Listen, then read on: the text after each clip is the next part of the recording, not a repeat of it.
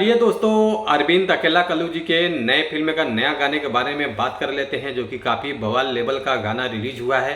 तो आज हम इसी गाने के बारे में बात करने वाले हैं इस वीडियो में। तो वीडियो को लास्ट तक देखते रहें, और जो लोग भोजपुरी बुढ़ हंगामा चैनल को अभी तक सब्सक्राइब नहीं किए हैं वो लोग सब्सक्राइब कर लीजिए। चलिए वीडियो को शुरू करते हैं।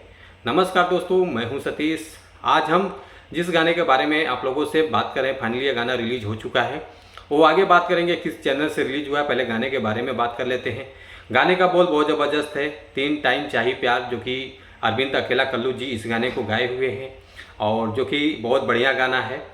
और उसमें संध्या सरगम जी ने भी गाया है, डुएट सॉन्ग है। और तीनों टाइम चाहिए प्यार, और इस गाने को काफ़ी अच्छा प्यार दुलारा आशीर्वाद मिल रहा है इस गाने को।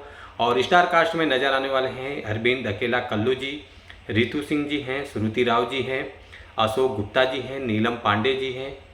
भोजपुरी सिनेमा संगीत से इस चैनल पर इस गाने को रिलीज़ किया गया है, जो कि काफ़ी अच्छा चैनल है। आप लोग चैनल को प्यार दुलार आशीर्वाद दीजिए। और बात कर लेते हैं गाने के रिस्पॉन्स के बारे में, जो कि 3 दिन हो गया है गाने के रिलीज़ करके।